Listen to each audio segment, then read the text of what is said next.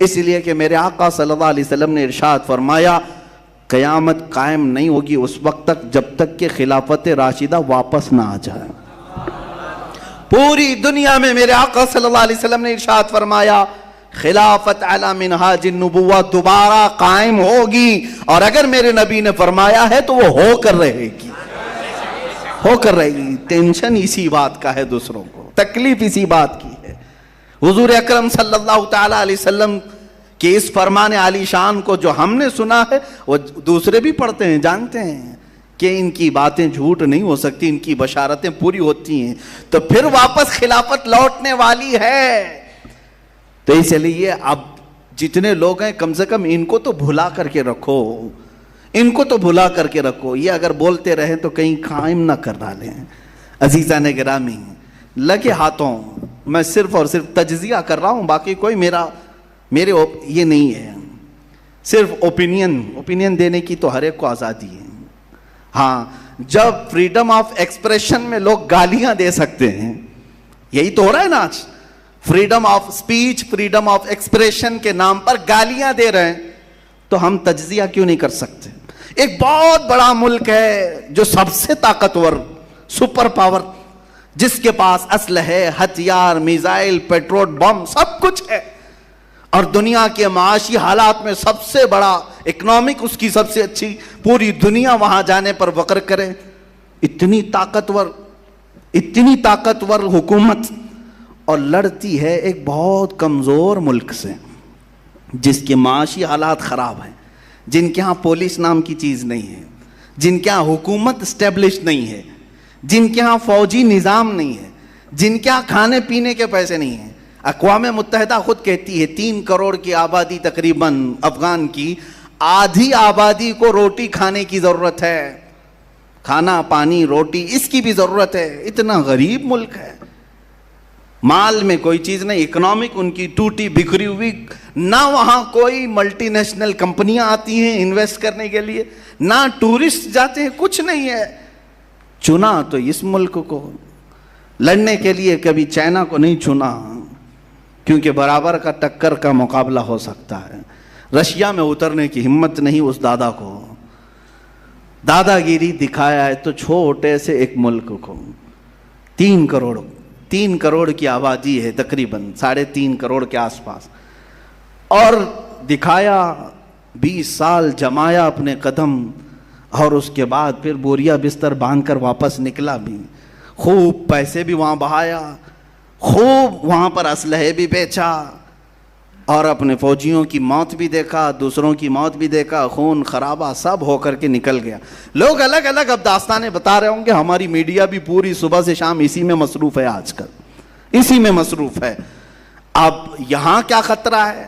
الحمدللہ میں محسوس کرتا ہوں، میں بطور مسلمان یہ ضرور کہوں گا کہ ہندوستان کو کوئی خطرہ نہیں ہوگا انشاءاللہ. ہم زندہ ہیں، ہم اس ملک کی حفاظت ضرور کریں گے. ان بھگوا لوگوں کی طرح سے نہیں ہے جو صرف اور صرف چیخنے اور چلانے والے ہیں. خون کی ضرورت پیش آئی انشاءاللہ پیش کریں گے، بزدلی نہیں آئے گی. لیکن بات تجزیے کی کہہ رہا ہوں، چھوٹا ملک، بہت بڑی طاقت، مقابلہ سمجھ میں نہیں آتا. اور خود اکیلا بھی نہیں، نیٹو فوجیں پوری لے کر تقریباً 40 کنٹریز کی فوجیں لے کر کے اتر رہے ہیں. مارا بھی، توڑا بھی، ختم بھی کیا. 20 سال کے بعد حاصل کیا ہوا پتہ نہیں چل رہا ابھی تک. بھائی دوسری جنگیں پیٹرول چرانے کے لیے، تیل چرانے کے لیے ہوئی، یہاں کیا چرانے کے لیے آئے تھے؟ کبھی آپ نے سوچا یہاں کیا چرانے آئے تھے؟ عراق میں تو سمجھ میں آتا ہے کہ زبردستی نافذ کر کے وہاں سے پورا تیل چرا کے لے گئے. دوسری جگہوں پر اپنی قوت جمانے. یہاں کیا تھا تمہارا؟ کیا تکلیف کیا تھی؟ میں آپ کو راز بتا دوں.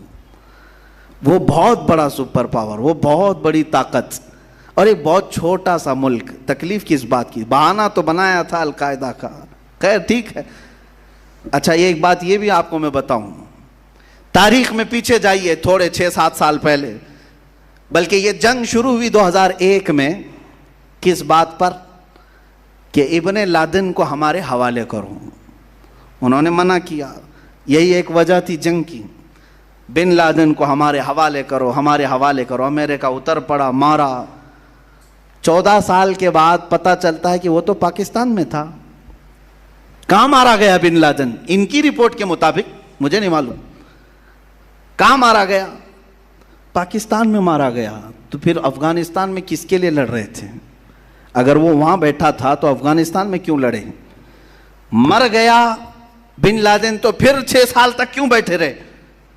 یہ ایک راز ہے میرے عزیزوں۔ نہ بن لادن کی ضرورت تھی ان کو، نہ کسی اور جماعت کی ضرورت تھی۔ میں جو محسوس کرتا ہوں وہ صرف یہ ہے کہ وہ بشارت مصطفیٰ تھی۔ میرے آقا صلی اللہ تعالیٰ علیہ وسلم کی ایک حدیث ہے، ہو سکتا ہے مسلمان زیادہ پڑھتے نہیں لیکن دوسروں کی پوری نظر ہے۔ حضور پاک صلی اللہ علیہ وسلم نے فرمایا قیامت کے قریب خراسان سے ایک جماعت نکلے گی۔ یہ حدیث پاک، خراسان سے ایک جماعت نکلے گی اور وہ جھنڈے لہراتے ہوئے آئے گی، سیدھے بیت المقدس پر گاڑ دے گی۔ یہ حدیث ہے، یہ وہ سننا نہیں چاہیں گے، میں پھر سے پڑھتا ہوں حدیث۔ حضور پاک صلی اللہ علیہ وسلم نے فرمایا خراسان سے ایک جماعت نکلے گی اور وہ جھنڈے لہراتے ہوئے بیت المقدس، ایلیا لفظ آیا حدیث میں، وہاں جا کر گاڑ دے گی۔ میرے آقا نے اس کے ساتھ یہ لفظ بھی فرمایا دنیا کی ساری طاقتیں ان کا راستہ نہیں روک سکیں گی۔ ٹینشن اس بات کا ہے۔ اب آپ خراسان کس کو کہتے ہیں یہ اب میں آپ کے حوالے چھوڑتا ہوں، تلاش کر کے لاؤ کہ خراسان کس کو کہتے ہیں، خراسان کہاں ہے۔ یہ تھوڑا بہت تو آپ کو بھی محنت کرنی پڑے گی۔ پورا میں کھل کر کے بولوں تو بہت سارے لوگوں کو پھر تکلیف ہو جائے گی کہ اچھا خراسان کی یہ حدیث پھر سے آپ اسی پر فٹ کر رہے ہیں۔ نہیں، میں تو حضور کی حدیث سنا رہا ہوں کہ خراسان سے ایک جماعت نکلے گی۔ یہی ڈر تھا بڑی طاقت کو کہ وہاں سے کوئی جماعت نہ نکلے جو اسرائیل کے تک آ سکے، جو بیت المقدس تک آ سکے۔